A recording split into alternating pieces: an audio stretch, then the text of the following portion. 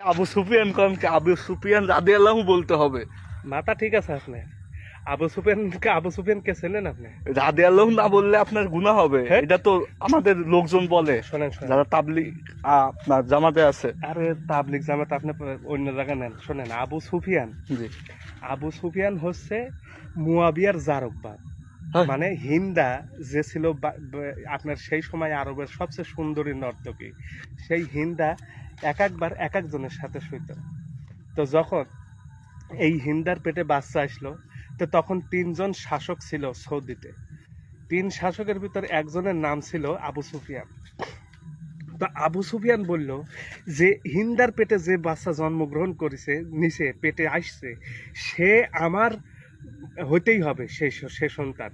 কারণ সে সন্তান যেন তেন সন্তান নাই, এত সুন্দর রূপবতী হিন্দা, তার সন্তান সে অনেক বড় কিছু হবে।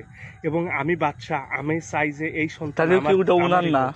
কার? ওটা কি আবু সুফিয়ানের ছিল না? এটার একটা বিশাল ইতিহাস আছে। ইতিহাসটা কি, যখন ওই সময় উমাইয়া আব্বাসীয়দের আমল, উমাইয়া আব্বাসিয়া, তারপরে আবু সুফিয়ান, এরা সবাই মিলে তারা হচ্ছে বৈঠকে বসলো যে হিন্দার পেটে বা যে বাচ্চা আছে সেই বাচ্চা, উমাইয়া বলতেছে আমার, তারপরে আব্বাস বলতেছে আমার, আবু সুফিয়ান বলতেছে যে আমার। তো তখন তিনজনই দ্বিধাদ্বন্দ্বে পড়ে গেছে।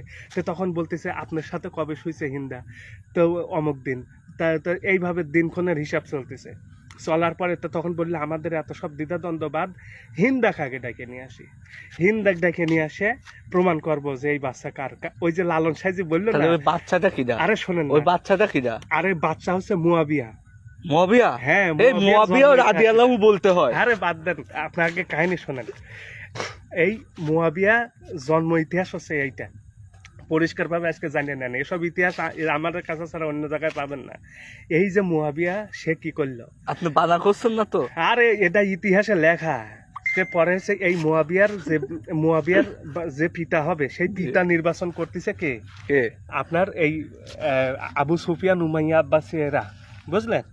তো তখন আপনার হচ্ছে তখন ওরা সবাই বললো তাহলে হিন্দাকে ডাকো, হিন্দাই বলতে পারবে এই বাচ্চা কার।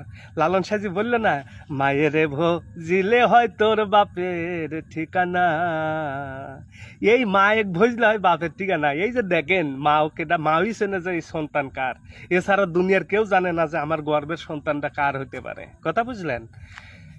পরে সেই হিন্দাক ডাকে নিয়ে আসলো, নিয়ে এসে বললো যে হিন্দা, তোমার গর্ভে যে সন্তানটা আসছে, মূলত এই সন্তানের জন্মদাতা পিতা কে হবে তুমি নির্বাচন করো, কারণ তুমিই একমাত্র জানো যে এই সন্তানটা কার। তো তখন, কারণ তার মেনস্ট্রুয়াল যে সাইকেল আছে সেই অনুযায়ী কোন দিন কার কাছে গেছে সে ভালো করে জানে, এবং বাচ্চাটা কার হতে পারে সেটাও সে ভালো করে জানে। তখন এই হিন্দা বলল যে আমার গর্ভে যে সন্তান আছে সেই সন্তানের বাবা হবে হচ্ছে আবু সুফিয়ান। তাই তো ওনার বাবা। তারপরে তাই তো ওনার বাবাই। তারপরে সেই আবু সুফিয়ানের জারক ছেলে হচ্ছে মুয়াবিয়া।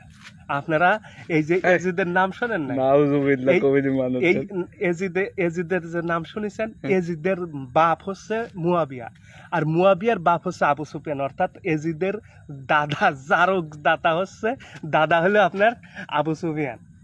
আর তাক বেলায় আসেন রাদিয়াল্লাহু তাআলা আনহু মারাবেন। হ্যাঁ চাল, আর ইসলাম শেষ করে ফেলাইছেন আপনারা, দেখতেছেন। হ্যাঁ, একবারে শেষ। আর তাগারে এই তাবেদারি করেন। কার ইসলাম মানেন আপনারা? ইসমাইল।